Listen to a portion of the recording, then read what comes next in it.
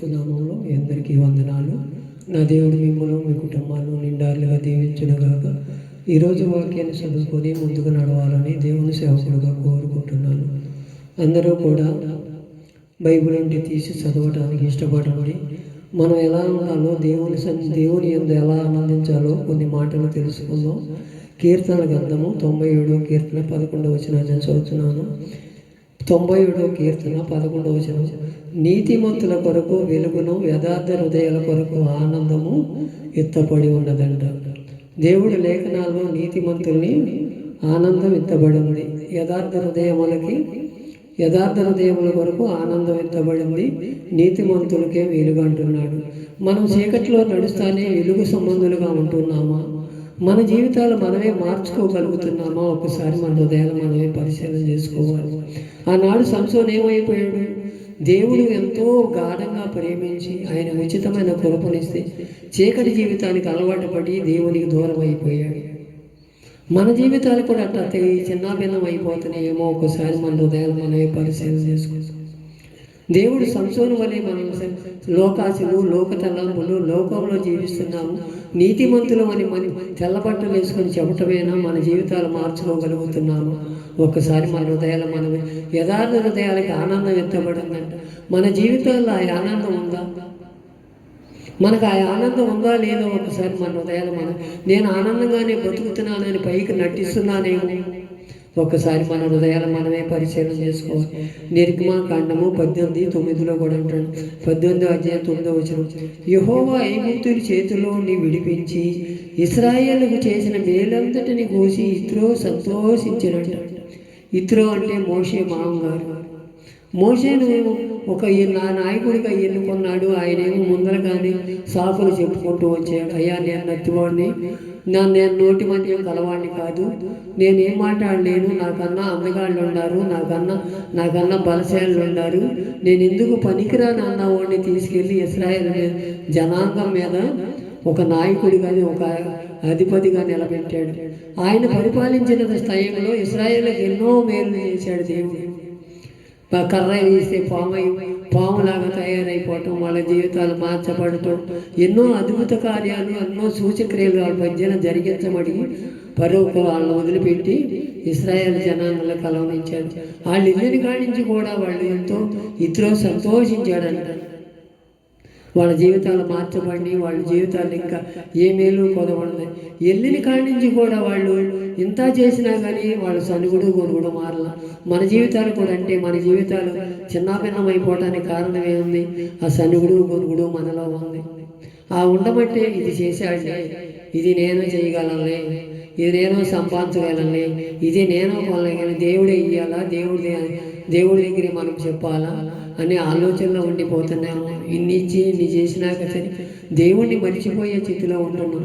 ఆనాడు ఇశ్రాయేలు ప్రజలను కూడా ఎంతో శాఖసఖ్యంగా తప్పించి మోషేను ఒక నాయకుడిగా నిలబెట్టి జీవితాలు పడిపోతున్నాయి అనే వాళ్ళు ఇది చేస్తే మేము అక్కడే చంపేసే పనిగా, అక్కడే ఇది చేసే పనిగా అని దూడం చేసుకొని దూడ ఆరాధన చేసిన వాళ్ళు అయిపోయారు.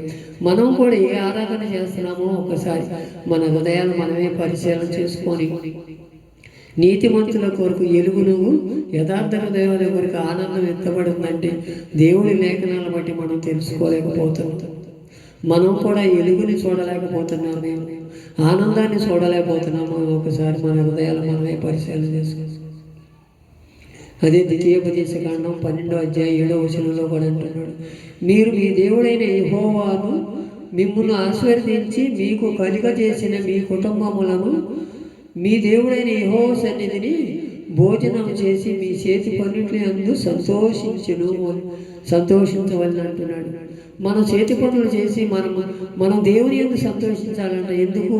అయ్యా, మంచి ఆరోగ్యం ఇచ్చావు, నా కుటుంబాన్ని మేలైన మార్గంలో నడిపించావు, నాకు ఉన్నతమైన స్థితి కల్పిస్తున్నావు, మంచి ఆరోగ్యం ఇస్తున్నావు, మంచి ఐశ్వర్యాలు బతికేటట్టు చేస్తున్నావు, నిన్ను ఎంతైనా నేను సంతోషపెట్టాలని మనం ఆలోచనలో ఉండాలి.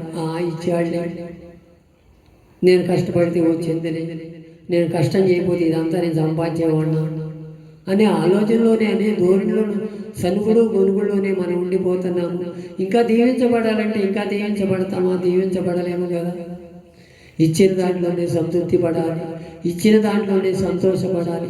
అదే అంటున్నాడు, యథార్థ హృదయాలకి ఆనందం ఎత్తబడిందంటే, యథార్థ హృదయాలంటే ఎలా ఉండాలి? మనకి కొంచెం ఇచ్చాడా, కొంచెం దాంట్లో నమ్మకంగా ఉండాలి. ఇంకా ఎక్కువ ఇచ్చాడా, దానిలో నమ్మకంగా ఉండాలి. ఇంకా ఎంత నమ్మకం ఉంటే అంత జీవిస్తాడు. 5 తలాంతులు ఇచ్చిన వాడికి 5 తలాంతులు ఇస్తే 5 తలాంతులు సంపాదించుకోగలిగాడు. 2 తలాంతులు ఇచ్చిన వాడు 2 తలాంతులు సంపాదించుకోగలిగాడు. ఇచ్చిన దాంట్లో నమ్మకంగా పనిచేశారు కాబట్టి వాళ్ళని ఉన్నతమైన స్థానంలో. ఏమి 1 తలాంతు ఇస్తే అది తీసుకెళ్ళి భూమిలో పాతి పెట్టుకోండి, చెడ్డదాసుడా నా దగ్గర నుంచి తొలిగిపోమన్నాడు.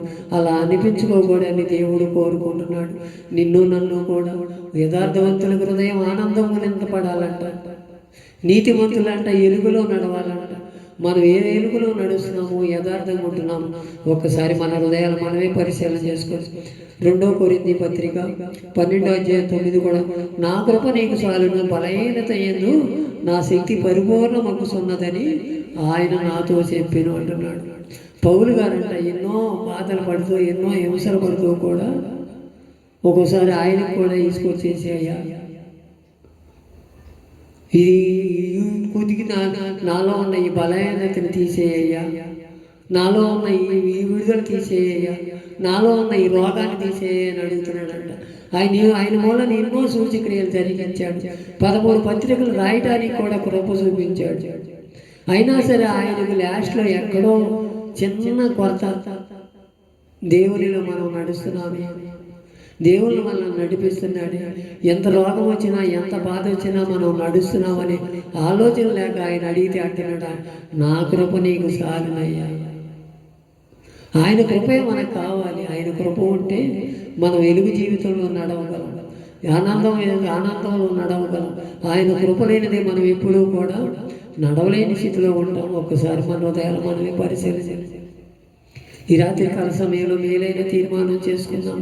అందరూ కూడా మేలైన తీర్మానంలో చేసుకోవటానికి, అయ్యా నీతిమంతుల కొరకు వెలుగుని ఎత్తబడింది అంటున్నావయ్యా.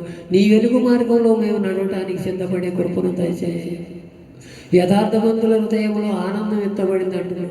ఆ ఆనందం మాలో మేము కోల్పోయే మేము ఇప్పుడు వరకు దాన్ని మేము సరిచేసుకొని ఆ ఆనందాన్ని మాకు ఇచ్చే కృపను దయచేయ నాయన. అయ్యా ఈ గిత్తులది చేతిలో మమ్మల్ని నడిపించావని వాళ్ళంట ఇతరో సంతోషపడ్డాడు. మేము అలా సంతోషపడతామయ్యా. ఈ బాధల నుంచి, ఈ ఇరుకుల నుంచి మమ్మల్ని విడిపించి నీ సన్నిధిలో నడిపించావు కాబట్టి నీకెంతైనా కృతజ్ఞత అయ్యా. నా కృప నీకు చాలునన్నావు అయ్యా.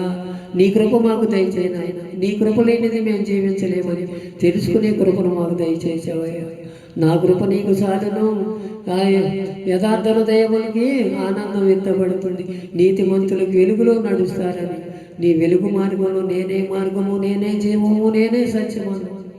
ఆ మాటలు మేము పెడచెవిన పెట్టి మేము ఇప్పటి వరకు నడవలేని స్థితిలో ఉన్నామేమో ఒక్కసారి దయతో క్షమించి నీ నీతి మార్గంలో నడిపించాయ్యా, యథార్థ మార్గంలో నడిపించాయి, ఉన్నత స్థాయిమైన స్థానంలో నిలబెట్టమని ఈ రాత్రికాల సమయంలో అయ్యా మా అందరినీ దర్శించి నీ కృపలో భద్రపరిచి నీ కృపాక్షేమముల మధ్య మమ్మల్ని నడిపించమని నా ప్రభువును రక్షకుడైన యేసుక్రీస్తు నామమున ప్రార్థించి విన్నవించి వేడుకొనుచున్నాము తండ్రి. ఆమేన్.